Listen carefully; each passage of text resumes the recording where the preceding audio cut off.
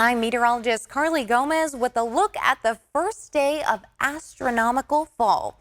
That kicks off for us at 5:43 a.m. for your Sunday. The autumnal equinox is when the sun is right over the equator, and that gives us about nearly equal daylight to nighttime hours. So 12 and 12 almost across the entire globe, give or take minutes between latitudes. So we are going to see the autumnal equinox in just a matter of hours as we start moving into Sunday. Again, 5:43 a.m. on the west coast.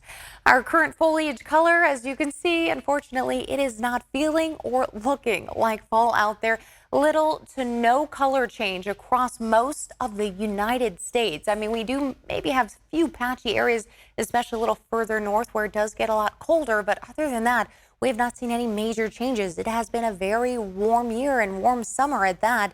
Now, we're going to expect to see some change happening, hopefully eventually, but it's going to take a little while, especially in California. We tend to get our summers lasting a lot longer, at least all the way through September, if not most of October. We don't typically see some of our first rain, or at least significant rain, until toward the end of October. So the less sunlight we get, the better chances we have at getting those fall colors. And at this point in time, in about a month, we should get more patchy colors, but we won't even see near peak or at peak for another 6 weeks to maybe 2 months.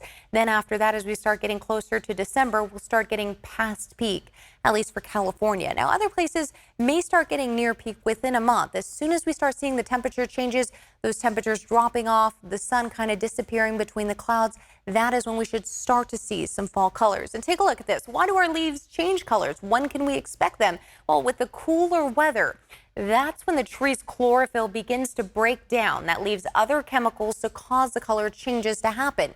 The more sunlight we get, the more our trees are producing that chlorophyll. The less sunlight we start getting, the less of the green shades we get, and the more those chemicals begin to break down our green leaves, and they change colors. We get the yellows, the oranges, the reds, all the different types of chemicals that lead to those colors. So with that cooler weather, that's what we can expect to happen for us. And the bright colors are more likely when late summer right now is dry and autumn has sunny days but cool nights. And that's pretty much what we get in California.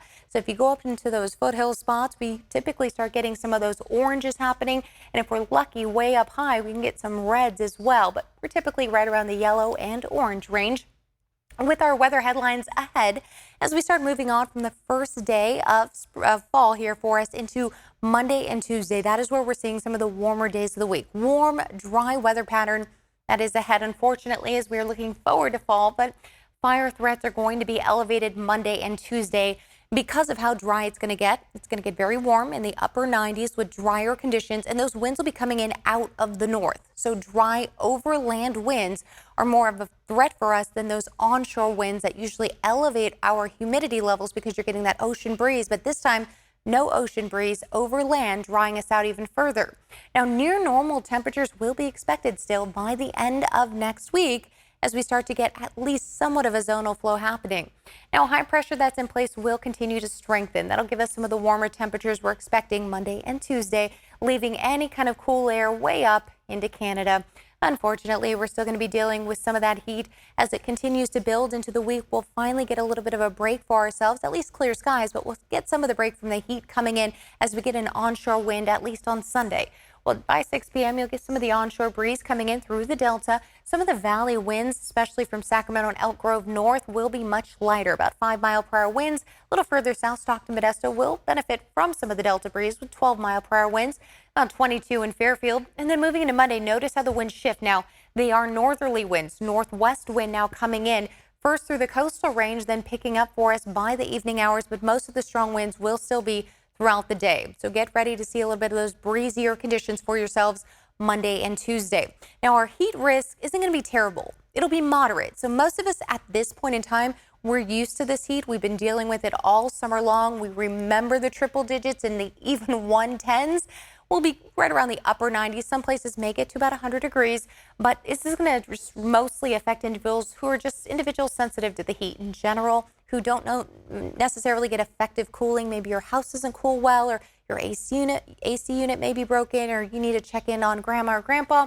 Just kind of one of those things you need to keep an eye on for Monday and Tuesday. Moderate heat risk is expected. Now, as we move on, we are going to see Monday, see that big, huge ridge that builds over the Pacific Northwest and into California. A dark orange shade there. That is going to bring us all our heat Monday, Tuesday. As we move on, we start getting into those lighter oranges and yellows up here as it starts sinking down for us the following Saturday. That'll start bringing in some 80s for us, a little small dip. We're hoping maybe that can move down a little bit further.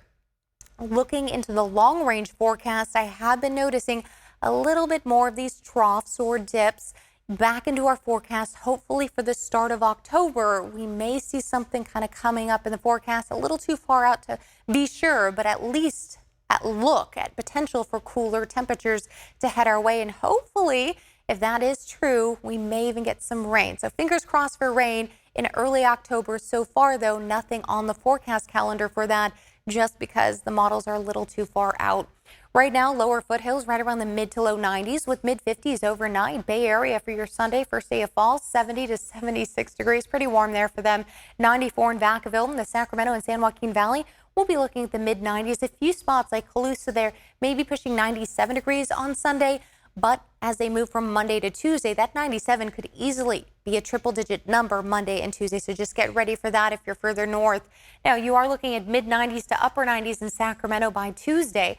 After that, we are looking at some 80s to low 90s returning to the forecast. And then check out that following week. We could be right back into those mid to upper 80s and hopefully cooling down as we start moving closer to October.